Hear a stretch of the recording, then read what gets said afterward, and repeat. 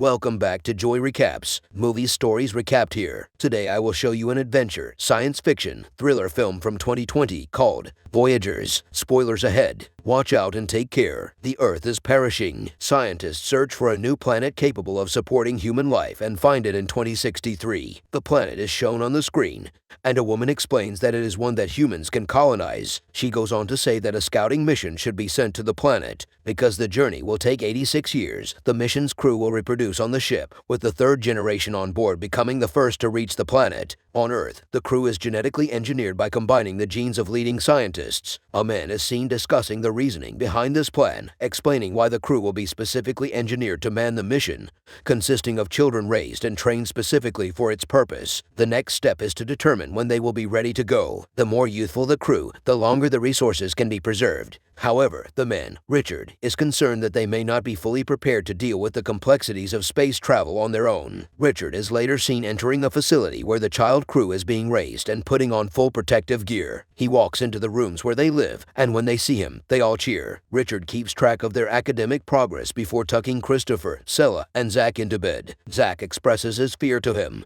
but Richard reassures him that he is safe. The next day, Richard is speaking with the mission's commander. He informs her that he should accompany the children in order to raise and protect them. Richard's addition to the mission would also allow it to launch in 4 years rather than 7. The mission is then launched, with Richard at the helm. The shuttle docks with Humanitas, the mission ship. They all go inside to their quarters. Richard gives Earth one last look. The children are now adults, as they can be seen waking up and getting ready to begin their days on the ship 10 years later. The first lesson discusses fertilization for the second generation, which will begin in their 24th year. The crew goes about their business as if they were robots. They're seen drinking something blue. Classical music is being played by Christopher and Zac. Sela walks through the ship, looking out at the surrounding space. She later tells Richard that the lives of the crew are unimportant. To console her, he shows her pictures of his grandparents and tells her that saving for the future is critical. Christopher is unable to sleep that night. He listens to the ship's sounds. The next day, Richard and Christopher are inspecting the plants in the hydroponics bay when a message about toxicity in the water appears on Christopher's screen. He questions Richard about it, thinking it's a chemical that isn't being processed from their urine.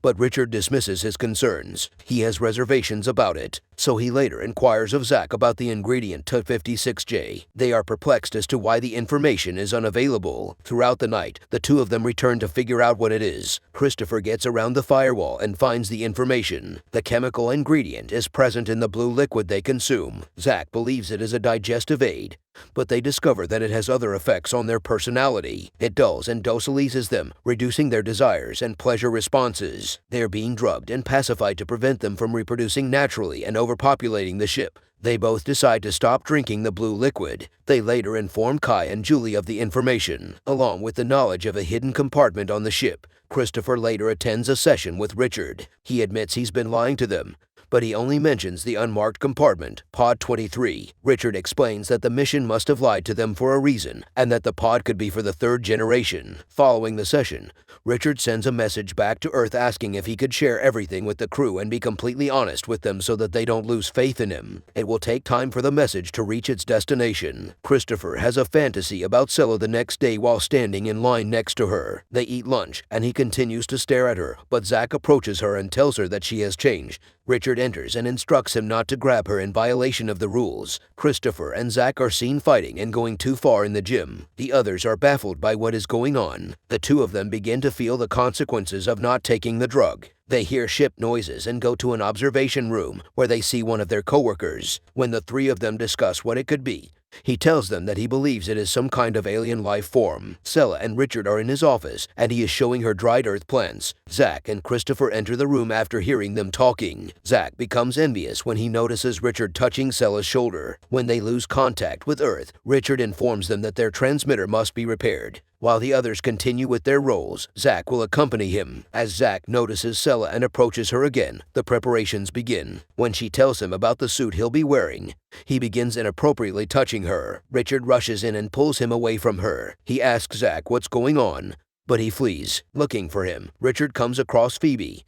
who informs him that he has stopped taking the blue. Next, he encounters Christopher, who has also stopped using the drug. They argue, but Richard tells him that the drug was put in place to prevent the type of behavior seen in Zac. He asks Christopher to assist him in repairing the transmitter so that when it is operational, he can back him up when voicing his concerns to Mission Control. While preparations for the spacewalk are underway, all other crew members remain in their assigned positions on the ship. Zac walks into the systems room. Richard and Christopher exit the ship. Richard keeps an eye on Christopher because he is experiencing sensations he has never felt before. Richard fixes one of the transmitter parts before moving on to the second. The ship's noises can be heard inside the ship again, and the crew is becoming restless. They look outside to see if there is anything else outside when something appears on the screen next to Richard and Christopher. It hurts Richard, and it pushes him away from the ship. The ship is also malfunctioning in some way. Nobody knows what happened. In the systems room, there is a fire. Christopher brings Richard inside and takes him to the hospital. On the ship, various errors occur, ranging from navigation to communication. The medical team and Sela are attempting to resuscitate Richard, but it is futile. Sela, the chief medical officer, declares him dead. Later, the crew holds a meeting to discuss what has occurred. They mention a creaking noise. One of the crew members claims to have seen something on the monitor that looked like a force jumping into Richard, as if it were something alien. Phoebe begins to cry. Christopher consoles them, saying that if they keep their cool, they'll be fine. The systems reboot, and the crew checks the surveillance archive, but the fire in the systems room has erased all of the footage. They must appoint a new chief executive officer. Zac believes he should be in charge. Others, however, argue that an election is required. They all vote to appoint Christopher as chief officer. Zac is envious, but he still congratulates him. The first order of business is to repair the transmitter's damage. He organizes the entire crew to work on the ship's other repairs caused by the fire. The last item on the repair list is the surveillance system, which will allow them to see what happened to Richard. They're hoping the drives are still intact. When Christopher arrives at the door, Sela goes to his office and looks through his pictures and videos. She informs him that she is required to destroy his personal archive, despite her disinclination. She shows him photographs of Richard, and they discuss the importance of parents. He wonders why Richard told her about his life, thinking they were more than friends, but she explains that he was just lonely. They watch his video diary, in which he explains how much he believes in the mission and expresses his love for them. Christopher goes in search of the crew and finds them in the cantina, enraged that they aren't at their posts. Zac informs him that the refrigerators are being repaired so that no food is lost. But there's a lot of food that might spoil, so he asks if they can have a feast to honor their new chief officer. Kai tells the others not to drink the blue after they finish eating, and they all dump it. Sela and Christopher are laughing and enjoying themselves while watching Richard's videos. Christopher is becoming more and more attracted to her. Zac is attracted to Julie. He touches her and she returns his touch. Others are staring at them. Later, the crew can be seen having fun by fighting and running around the ship. They all search Richard's personal archive. Sela discovers them in his quarters and orders them to leave, but they refuse. Zac is the last to leave, informing Sela that Richard is no longer present to protect her. She returns to the med bay and takes out a scalpel. Christopher is following Zac, concerned that he might do something to Sela when he discovers she is in the med bay and rushes there before Zac. Christopher arrives and pretends that the two of them are having sex, so he leaves. Sela threatens him with the scalpel, oblivious to his true intentions. When he says he's there to help her, she says he should also help the rest of the crew because things are out of hand. When they hear the strange crackling noise again, Christopher leaves and finds Zac along the way, telling him to stay away from Sela. He follows it around the ship because others can hear it as well. Kai becomes enraged when he notices Julie approaching another crewman and punches him off her. They are at odds. Later in the cantina, Christopher attempts to discipline the crew, but they are unimpressed. Suddenly, the crewman Kai assaulted begins hitting him with a tool. Christopher deters him by hitting him as well. He instructs everyone to get Kai and the other one treated before meeting in the common room. He tells everyone in the meeting that the fighting must stop and reparations must continue. Zac challenges him, and the others believe they shouldn't be doing the work because they won't complete the mission. Christopher claims that their grandchildren will, and that they must provide for them. One of the crew members expresses a desire to avoid working in the systems room because the alien resides there. When Richard died, he believes Christopher brought it in. When Phoebe suggests that they repair the surveillance system and investigate what happened, Zac dismisses her and tells Christopher to shut up as well. He no longer cares about the rules and tries to persuade the others that Christopher is not the right leader. Zac believes he should be the leader and tries to persuade the others to join his group, which will be strong enough to fight the alien if it appears. Many of the crew members follow him, but some remain on Christopher's side. That group goes to the surveillance room to fix the system, fearful that the alien will be present. Christopher is the first to enter to check. Zac and the others make their way through the corridors to the system's room. He and Kai enter the room, unaware that Christopher has also entered. They search deeper into the room for the alien. When those on the outside notice something going on inside, Zac and Kai flee in terror, sealing the room behind them. They later inform the rest of the group that the alien attacked them. Meanwhile, Christopher delivers the surveillance drive to Sela in the emergency room.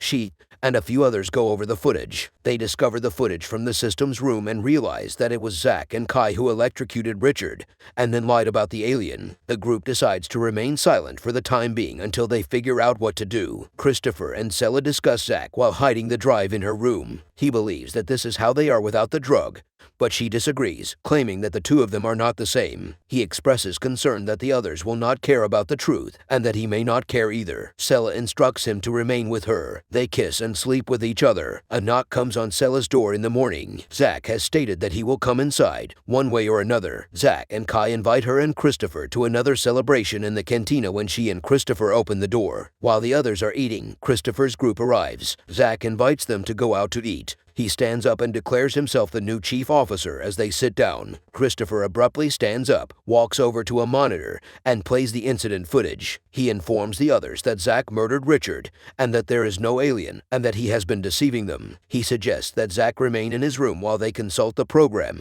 and decide what to do. Everyone becomes agitated, and Zac confesses, saying he did it to protect them because the alien was in Richard, and Christopher had brought it inside. He persuades the others that the alien is inside the ship, hiding in one of the compartments. They all agree when Zac says they need to find it and kill it. He pits them against each other, and they begin to fight. They believe it is the crewman who works in the medbay and begin pursuing him. Christopher does the same. Kai strikes him first, followed by the others as they kick the crewman to death. Christopher leads his group to a safe location on the ship, while Zac's group enters the medbay and arms themselves. Christopher's group tries to figure out what to do, and some want to give up, claiming that they can't do anything right now. They believe they should join Zac's group and attempt to apprehend him later because his group has weapons, and they do not. Sela realizes Christopher is aware of the weapons hidden in the ship's secret compartment. Christopher sets out on his own to find it. He crawls inside a compartment and opens it to look for it. When he finally finds it, he is unable to open it, and an alarm sounds, which Julie and another crew member hear. They also hear him inside the compartments and inform Zac about it. Christopher goes outside to get some tools to open the compartment, but when he returns, the other group has already begun disassembling the compartments. They discover the weapons after opening the secret compartment. Kai believes they are for the third generation, but Zac claims they are for them. Two members of Christopher's group would like to join Zac and the others. Zac wonders where the others are. Sela, Phoebe, and Christopher devise a strategy for approaching Zac. He suggests killing him, which Phoebe does not agree with. Sela watches them on the monitor and notices that they're moving toward them. They turn off their power and enter the room. As the others storm the room and grab them, Sela tells her group not to resist. Sela stops them as they drag Christopher away and asks to speak privately with Zac. As she approaches him, she expresses her desire to be with him and join his group. When Phoebe asks if they've all gone insane, he rejects her and laughs at her. She says they have the option of not acting the way they have, but they all tell her to stop talking. To everyone's surprise, including Zac, Kai murders her, but he turns around and pursues Christopher. He and Sela manage to flee, but the others pursue them throughout the ship.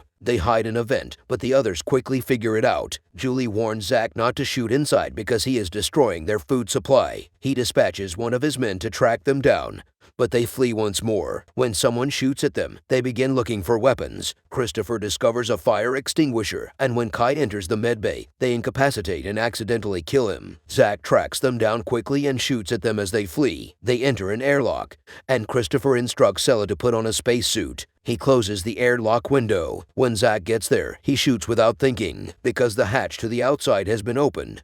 He's been sucked inside. He grabs Sela and walks over to the hatch, fighting her and eventually stabbing her with a knife. Christopher pushes him outside the hatch, but he is sucked out into space as they fight. Sela kicks Zac out of the hatch before he can close it. She searches for Christopher, waiting for him to return when she notices him grabbing onto the ship. They return inside and inform the others that Zac has left. They lowered their weapons. Later, the entire crew is having lunch in the cantina. Sela asks Christopher how they can prevent something like that from happening again. They replay some of Richard's recordings in which he says that no matter what bad happens on the mission, the ones who survive are proof that humans are worth saving. The crew votes for a new chief once more, and this time they choose Sela. She keeps a diary in which she declares that they will vote on everything from then on and that they will never return to the blue. As time passes, the crew continues to repair the ship and work together in peace. Sela is seen pregnant, and the child is Christopher's. The baby has been born. It can be seen running on the ship and joining the other children a few years later. As the first generation dies, those children grow up on the ship.